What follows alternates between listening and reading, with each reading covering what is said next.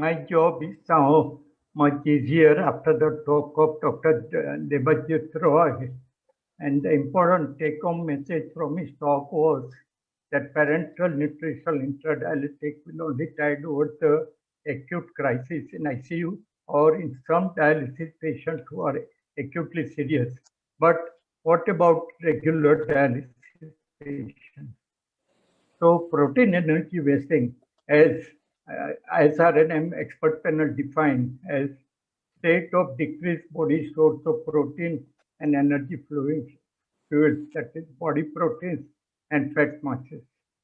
Now, as Dr. Debjyoti showed, even the developed countries have 25 to 70% malnutrition on patients on hemodialysis.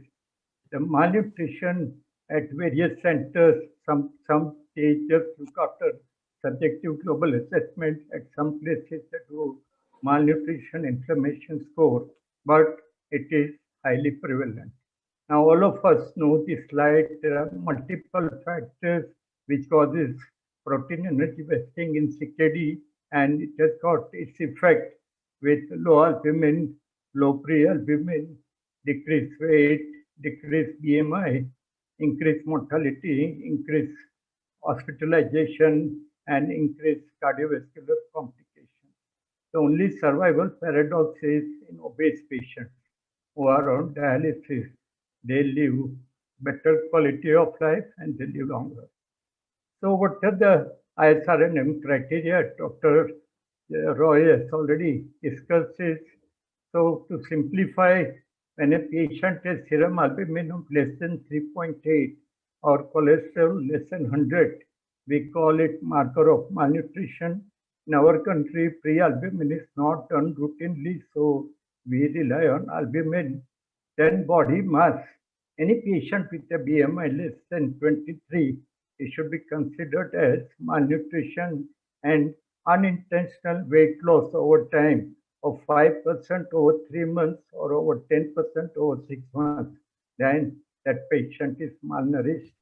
Then muscle mass. When patient's muscle mass reduced by 5% over 3 months or more than 10% over 6 months, then he is malnourished. And when you take dietary intake, if there is unintentional low dietary protein intake of 0.8 grams per kg per day for at least 2 months for dialysis patients, or unintentional low dietary energy intake of less than 25 kilocalories per kg per day for at least 2 months, then these patients they will go into protein energy wasting. Now, what are the goals of nutritional therapy for CKD patients who are on dialysis? Mainly is to provide increased nutrition, improve the biomarkers, and improve the body weight. What are the clinical parameters? That there should be increased functional capacity, increased quality of life, and increased survival of the patient. And the most important, in our country, it should reduce outpatient visits. It should reduce care intensity, reduce hospitalization, and hospital length of stay. So a patient who is malnourished should be so helped that it improves all nutritional, clinical, and financial parameters. Now, what are the goals of nutritional therapy for patients on dialysis? You should increase dietary intake to meet both protein and energy guidelines.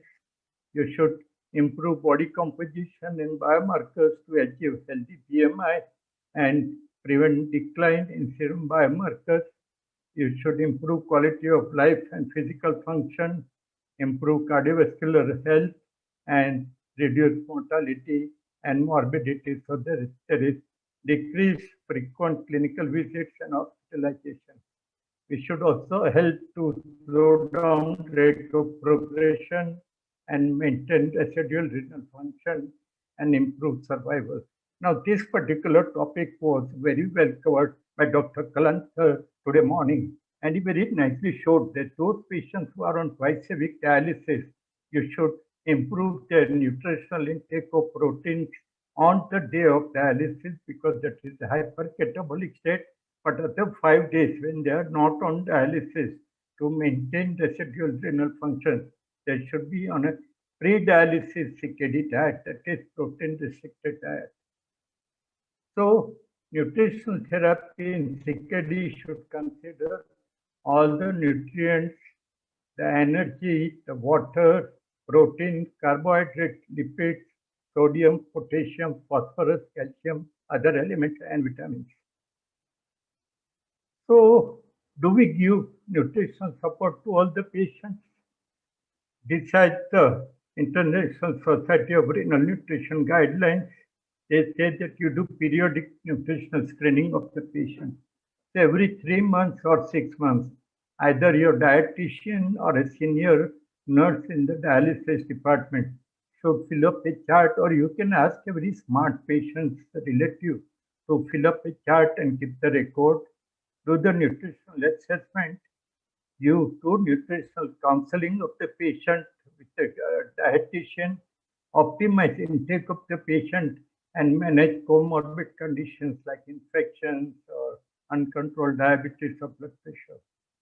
In spite of this, if patient has poor intake, inadequate dietary protein intake, low albumin levels, unintentional weight loss or worsening nutritional markers, and has evidence of protein energy wasting, then you should do nutritional interventions.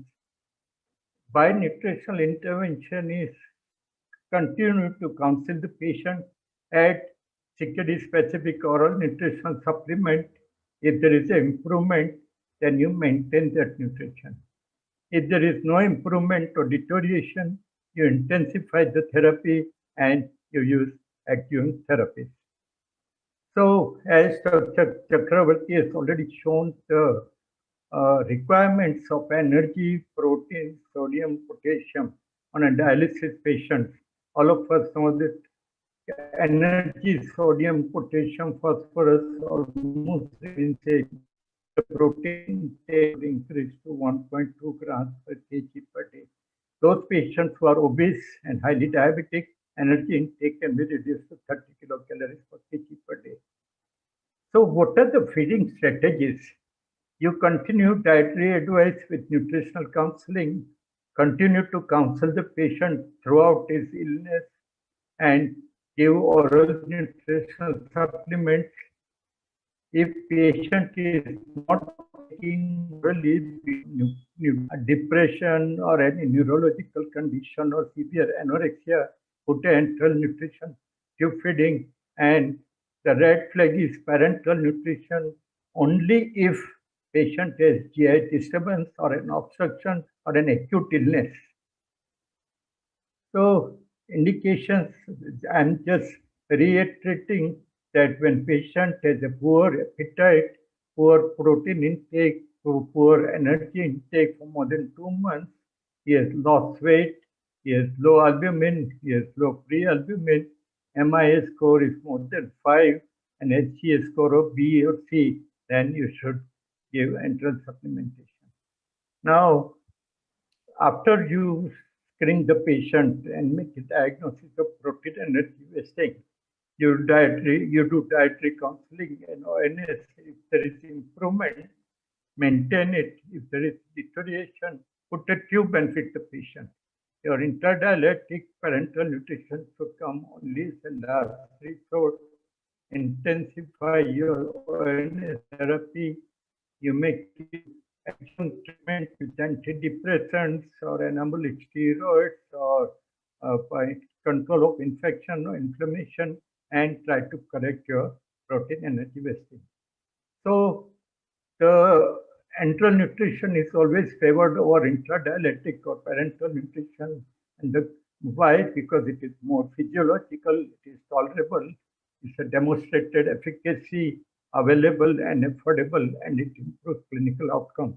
And there are some few nice studies. They said that even if there is small GI plate, but if there is no obstruction, don't stop your enteral feeding.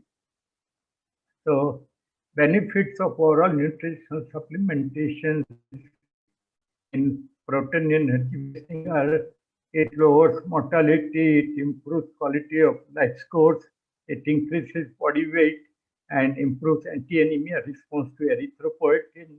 It requires lower fluid need and phosphor binder use. It improves albumin and serum pre-albumin levels, increased calories and protein intake, improved HGA, and it was well tolerated by patients. It causes less constipation, and it is quite safe. So commercial formulas which are available now as balanced nutrition, about 100 grams of commercial preparation gives 21 to 25 grams of protein. It has got no osmolality. It is lactose and gluten free. It is sterile. That is very important. Sometimes the kitchen feed which we get from certain hospital kitchen may not be sterile. So in a serious patient, they may not be very reliable. The tube flow when you give commercial formula is good and it is religiously or culturally sensitive.